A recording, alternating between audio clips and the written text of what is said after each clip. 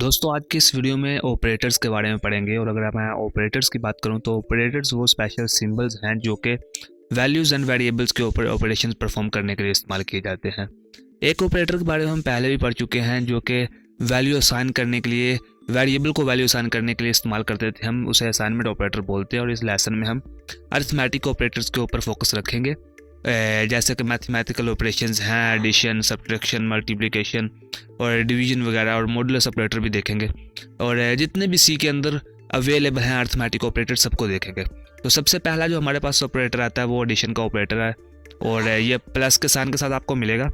और ये काम क्या करता है, ये दो वैल्यूज़ को एक साथ जमा करता है। ठीक है, जिस तरह हमारे सिंपल कैलकुलेशन में प्लस का जो साइन होता है वो किरदार अदा करता है, इसी तरह ये प्लस का जो साइन है वो यहाँ पे दो वैल्यूज़ को जमा करने के लिए इस्तेमाल किया जाता है। यहाँ पर एग्जांपल देखें आप, तो हमने क्या किया, दो वेरिएबल्स को क्रिएट किया, उनको जमा किया और क्या उसके बाद उन्हें प्रिंट करवा दिया। ठीक है, अब यहाँ पर अगर मैं इसी को प्रैक्टिकल करना चाहूँ, मैं यहाँ पे VS कोड को अपना ओपन करूँ और यहाँ पर आके मैं क्या करूँगा, यहाँ पर आके मुझे एक नई फाइल बनानी है। और यहाँ पे अगर यार मैं एक और चीज़ दिखाऊँ आपको, बल्कि ये मैं प्रैक्टिकल करके साथ ही आपको दिखाऊँगा। यहाँ पे देखो यार, अगर मैं एक नई फाइल बनाता हूँ, यहाँ पे फाइल नंबर है 6 और जो हमारा टॉपिक है वो है ऑपरेटर। ठीक है, ऑपरेटर के बारे में पढ़ना है आज हमने। और operator.c के मैंने नाम से एक फ़ाइल बना ली। और यहाँ पे अगर मैं अपने इंक्लूड लिख कर के यहाँ पे आगे stdio.h लिखना है, मुझे stdio.h लिखना है। और उसके बाद इंट मेन लिख के अपना प्रोग्राम हम अभी हम अपना प्रोग्राम लिखना स्टार्ट करेंगे। और यहाँ से क्या करना है, मुझे यहाँ पर आके मुझे एक वेरिएबल num1 के नाम से कर रहा हूँ मैं, यहाँ पर एक वेरिएबल क्रिएट, उससे वैल्यू असाइन कर रहा हूँ 34। ठीक है, अब ये 34 मैंने वैल्यू असाइन की, बल्कि छोटी सी वैल्यू असाइन करता हूँ जो आपको समझ भी आती चली जाए साथ। 12 करता हूँ वैल्यू असाइन से। और इसी तरह मैं एक num2 के नाम से वेरिएबल क्रिएट करता हूँ और उससे वैल्यू असाइन कर रहा हूँ मैं 8। ठीक है, और अब यहाँ पर क्या करना है, मुझे इनको प्रिंट करवाने के लिए मैं क्या कर रहा हूँ, एक और वेरिएबल यहाँ पे क्रिएट कर रहा हूँ इंट, और यहाँ पे इंट सम, और क्या करूँगा मैं num1 प्लस num2। ठीक है, हम क्या करेंगे, इन दोनों नंबर्स को जमा करने के लिए एक वेरिएबल क्रिएट करेंगे। और यहाँ पर इनको प्रिंट करवाने के लिए प्रिंट फंक्शन का हम यूज़ करते थे, ये अभी तक आप जान चुके होंगे। और यहाँ पर क्या आता है, सम, मैं कहता हूँ कि ये किसके इक्वल है, हमारा जो अपना जो परसेंटेज डी है, ये इसके डिजिट्स जो वैल्यू होगी वही करेगा, रिटर्न करेगा। तो परसेंटेज डी का यूज़ करूँगा मैं यहाँ पर। और सम हमने इसके रख के इसे कह दिया कि यहाँ पे इसे प्रिंट करके दिखाओ, और ये हमने देखना है कि क्या वैल्यू रिटर्न करता है। ठीक है, तो ये यार 8 प्लस जो 12 होता है वो हमारे पास 20 होता है। और इसने कहा कि 8 जो हमारे पास num1 और num2 का सम है वो क्या है, 20 है। ठीक है, तो ये इस तरह से जो आपके पास अरिथमेटिक ऑपरेशन में जो एडिशन का ऑपरेटर होता है वो इस तरह से काम करता है। अब यहाँ पर एक मैं चीज़ आपको दिखाऊं तो यार, इस लाइन को यहाँ पे अगर मैं ख़त्म कर दूं तो यहाँ पे क्या कर सकता हूँ मैं, इसके बगैर भी यहाँ पे मैं डायरेक्ट इन दोनों को परफॉर्म कर सकता हूँ num1 प्लस num2 करके। ठीक है, तो ये इस तरह से भी काम कर सकते हैं, तो आप इन्हें इस तरह कर सकते हैं। और अब अगर मैं दिखाऊं आपको तो ये बिल्कुल इसका जो रिज़ल्ट है वो सेम ही रहने वाला, कोई फ़र्क नहीं पड़ेगा। और देखो आप क्या कर सकते हैं, आप इसे सिंगल लाइन में भी कर सकते हैं। आपको एक जो सम वेरिएबल हमने क्रिएट किया उसको क्रिएट करने की ज़रूरत नहीं, इस तरह आप अपना टाइम सेव कर सकते हैं। अब यहाँ पे अपना जो नोट्स है उन पर दोबारा वापस आऊँ और आप देखोगे क्या कर रहा है, यहाँ पे वो वही बात कर रहा है कि हम दो वेरिएबल्स को जमा किया, हमने वेरिएबल क्रिएट किए। तो आप इनको पढ़ सकते हैं, नोट्स को अच्छी तरह पढ़ सकते हैं। और ये नीचे हमने जो लिख के देख भी लिया उसे, ये किस तरह से काम करता है। ठीक है, अभी जो चीज़ आ रही है वो क्या आ रही है, हमारे पास सब्ट्रैक्शन का जो ऑपरेटर था वो आ रहा है। और इसको ये क्या करता है यार, ये दो डिफरेंस फाइंड करने के लिए दो वैल्यूज़ के दरमियान में से या दो वेरिएबल्स के दरमियान जो आपका होता है डिफरेंस फाइंड करने के लिए इस्तेमाल किया जाता है। ये दो वैल्यूज़ को माइनस करता है। और यहाँ पर अगर मैं आऊँ और इसी को मैं कॉपी करके, अच्छा यार ये कॉपी मैं कर रहा हूँ Ctrl+N से, यहाँ पे इसकी मैंने शॉर्टकट क्रिएट किया हुआ है। आप नेक्स्ट वीडियो में आपको बता दूंगा कि आप शॉर्टकट किस तरह से क्रिएट कर सकते हैं। यहाँ पर अगर आप आएँ और सेटिंग्स में आके, बल्कि वो इसके लिए मैं छोटा सा अलग वीडियो बना दूंगा। और मैं पहले भी सोच रहा था कि इसके लिए क्या करें ना, हम एक छोटा सा अलग वीडियो बना के, ताकि जो हमारा नेक्स्ट जो हमारे वीडियोज़ आए उसमें आपको कोडिंग करना आसान रहे, तो वो कर लेंगे। अभी मैं अगर इसी की जगह माइनस कर दूं तो यार देखोगे आप क्या करेगा ये, इसकी जगह प्लस की जगह मैंने माइनस किया तो क्या कर रहा है ये, इसको मैं रन करके देखूंगा। ये जो आपके पास 12 होगा उसमें से 8 माइनस कर देगा, और आंसर क्या आएगा, अगर 12 में से 8 चला जाए तो बाकी हमारे पास 4 बचता है। और सम की जगह पे अगर मैं कर दूं यहाँ पे डिफरेंस कर देता हूँ इसका, ठीक है। तो ये बस अभी मैं डिफरेंस क्या करेगा, ये डिफरेंस क्या करेगा, इसका डिफरेंस क्या आया, 4 आया, ठीक है। तो अभी आप देख सकते हैं सम क्या था 20 और डिफरेंस हमारे पास 4 आया।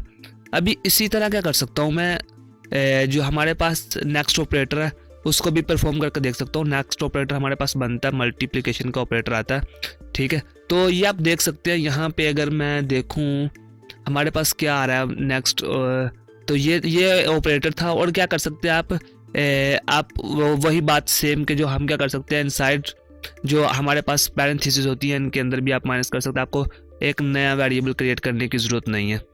अब यहाँ पर क्या आता है यार, यहाँ पे अगर मैं आऊँ और इसी लाइन को कॉपी करूँ और पेस्ट कर दूँ इधर, और इसकी जगह पे मैं लगा दूँ जो हमारे पास इसके ऊपर मैं मल्टीप्लिकेशन का जो ऑपरेटर था वो कर दूँ। और मैं यहाँ पर क्या करूँगा, इसकी जगह पे मैं कहता हूँ कि सम, और आ गया डिफरेंस आ गया हमारे पास, ठीक है। और जो इसका मल्टीपल आएगा वो क्या आएगा वो हमने देखना है। और इसको अगर मैं यहाँ पर मल्टीप्लिकेशन का ऑपरेटर हो, ये 96 आ रहा है, 12 8 से 96 आ रहा है, ठीक है। तो ये जो मल्टीप्लिकेशन का ऑपरेटर होता है वो इस तरह से काम करता है। अभी यहाँ पर जो दो वैल्यूज़ होती हैं वो उनको मल्टीप्लाई करके आपको दे देता है, ठीक है। तो अभी यहाँ पर अगर मैं आऊँ और ये बिल्कुल वही एग्जाम्पल, सेम एग्जाम्पल, उसी तरह एग्जाम्पल है, आप इसे देख सकते हैं अच्छी तरह समझने के लिए। और यहाँ पर यार एक चीज़ है कि क्या कर सकते हैं हम, यहाँ पे अगर आप देखो तो हम इस तरह से भी क्या कर सकते हैं, इसे एक वेरिएबल हम क्रिएट करते हैं नम नाम से, ठीक है। और उसे क्या करते हैं, रिजल्ट हमने मतलब डबल जो हमारे पास वेरिएबल आ रहा है उसको, और रिजल्ट क्या कर सकते हैं हम, जो हमारे पास नम है उसको मल्टीप्लाई कर सकते हैं एक नई वैल्यू से। अभी क्या करेगा, ये जो नम किसके इक्वल होगा 6.9 के, ये वहाँ से वो वैल्यू लेगा और उसे 11 के साथ मल्टीप्लाई करवा के ये प्रिंट करवा देगा, ठीक है। तो ये नहीं कि सिर्फ आप इंटीजर कर सकते हैं, आप डबल कर सकते हैं। उसके अलावा जो मतलब किसी भी तरह के आप वैल्यू जो है वो यहाँ पर प्रिंट करवा सकते हैं, अपना ऑपरेशंस परफॉर्म कर सकते हैं यहाँ पर किसी पर अपने वेरिएबल के ऊपर।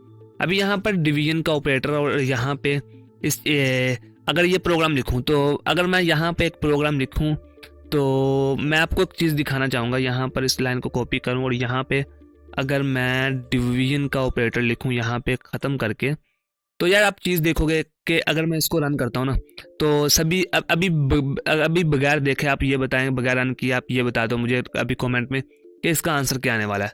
अगर यहाँ पे जो मेरे पास डिवीजन है इसका मैं आंसर चेक करूँ और मुझे आपने आंसर बताना है इसका क्या आने वाला है। आपके ख्याल से अगर मैं यहाँ पे कैलकुलेटर निकालूँ और यहाँ पर मैं आंसर सर्च करूँ इसका 12 डिवाइडेड बाय 8, तो आप में से जो हम सबका आंसर यही होगा कि इसका आंसर आने वाला है 12 डिवाइडेड बाय 8 का आंसर आएगा 1.5। लेकिन मैं आपको एक चीज़ दिखाना चाहता हूँ कि इसका आंसर 1.5 बिल्कुल भी नहीं आएगा। इसका आंसर आने वाला है यहाँ पे जो आपके पास आएगा वो होगा 1। अभी 1 कहाँ से आया, क्यों आया यार 1.1 जो 5 क्यों नहीं आया, ये डिवीजन का ऑपरेटर क्या सही से काम नहीं करता? तो ये बड़े क्वेश्चन यहाँ पर उठते हैं। तो यार देखो यहाँ पे मैं अगर आपको बताता चलूँ कि अगर आप बिल्कुल एग्जैक्ट आंसर लेना चाहते हो, अभी ये क्या करेगा, यहाँ पे क्या करेगा, जो आपके पास क्वेश्चन बचता है तो वो ये यहाँ पे इसे डिवाइड करता है, ठीक है। और जो आपके पास रिमाइंडर होता है उसे छोड़ देता है, और जो क्वेश्चन होता है वो जो आपका रिजल्ट होता है वो रिटर्न कर देता है। तो यहाँ पे करना क्या है, आपने यहाँ पे जो आपके पास अगर आप एग्जैक्ट आंसर चाहते हैं तो आपको फ्लोटिंग पॉइंट वैल्यूज़ को इस्तेमाल करना पड़ेगा। अब यहाँ पे एग्जैक्ट वैल्यू लेने के लिए मैं क्या करूँगा, यहाँ पे अगर यहाँ पे 0.0 लगा दूँ और इसके पास साथ भी 0.0 लगा दूँ, तो यहाँ पे मुझे इसके साथ भी चेंज करना पड़ेगा। अगर मैं यहाँ पे आऊँ और इसे रन करूँ और आंसर फिर भी 1, तो ये क्या करना पड़ेगा मुझे, यहाँ पे चेंज करना पड़ेगा डबल। ठीक है, ये बस ये डबल के साथ अगर आप इसे चेंज कर लें और इसे भी डबल के साथ रिप्लेस कर लें तो ये आपके लिए अच्छा रहेगा। और अभी यहाँ पर क्या करना है मुझे, यहाँ पे परसेंटेज डी की जगह पे सबके ऊपर मुझे क्या करना है, सबके साथ मुझे परसेंटेज एफ लगा देना या एल एफ लगा देना। तो उसके लिए क्या करूँगा मैं, एक अपना शॉर्टकट की है उसका यूज़ करूँगा। यहाँ पे क्या करना है मुझे, आल्ट दबा के रखना और अपना जो आपके पास आपका माउस है उसको जहाँ जहाँ पे आप क्लिक करेंगे वहाँ पे ये आता जाएगा। और अब मुझे क्या करना है, इन सब को क्या करना है, एक साथ रिमूव करके यहाँ पे एल एफ लिख देना। ठीक है, अब यहाँ पर एल एफ आ गया, तो यहाँ पे उसके बाद क्या करना है, मैं इस कोड को रन करूँगा तो क्या आएगा, यहाँ पे 1.5 आंसर आया। ठीक है, अब यहाँ पे अगर मैं चाहता हूँ कि इसको सिर्फ एक जो पॉइंट है उसके बाद रोक दूँ तो मैं क्या करूँगा, 0.1 LF लिख दूंगा, 0.1 LF। और हर जगह पे मुझे इसी तरह करना पड़ेगा। और फिर मैं बता रहा हूँ आपको, यहाँ भी ये शॉर्टकट किया है, आर्ट दबा के रखना है आपने। ठीक है, उसके बाद जहाँ जहाँ आप अपना माउस लेके जाएंगे और मतलब जहाँ जहाँ पे आप क्लिक करेंगे वहाँ ये कर्सर आता जाएगा और फिर एक ही मरतबा पे आप जिस भी जगह टाइप करना चाहते हैं वो कर सकते हैं। और यहाँ पे जिस तरह मैं अभी कर रहा हूँ 0.1 LF करूँगा तो मैं क्या आएगा, ये इसके बाद ये 1 मिनट ये मुझे रिमूव करना पड़ेगा ये। ठीक है, और आप देखोगे यहाँ पे VS कोड का कमाल ये है कि मैं रिटर्न 0 नहीं भी लिख रहा तो ये कोई भी एरर जनरेट नहीं कर रहा, ये बिल्कुल मेरा कोड अच्छे से रन करवा रहा है। ठीक है, अब यहाँ पे अगर देखो आप तो यहाँ पे क्या कर रहा है, 20 आ गया, फिर आपके पास 40 और अभी क्या करेगा, पॉइंट के बाद एक वैल्यू जो है आपके पास वो लेके आ रहा है। ठीक है, तो आप इस तरह से कर सकते हैं, अपना पॉइंट के बाद जितनी वैल्यूज लेनी हो यहाँ पे आप क्या कर सकते हैं, पॉइंट के बाद उतने लिख सकते हैं, अपने नंबर लिख सकते हैं, 1 लिख सकते हैं, 2 लिख सकते हैं। तो आप क्या कर सकते हैं, अपने इसको कंट्रोल कर सकते हैं वहाँ के पॉइंट के बाद जो वैल्यूज हैं उनको इस तरह से। ठीक है, तो ये जो आपके पास डिवीजन का ऑपरेटर है इसका आपने ध्यान रखना, बाकी सारे सिंपल हैं, इनमें किसी भी जगह पे आपको फिक्र करने की जरूरत नहीं है।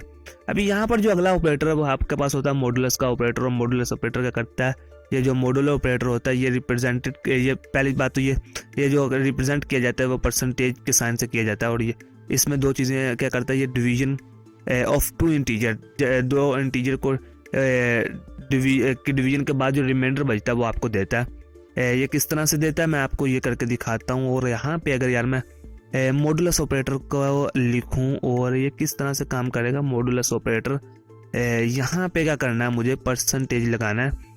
और यहाँ पे एक चीज़ दिखाना चाहता हूँ मैं कि ये क्या आंसर आने, ये देखो ये एरर आएगा।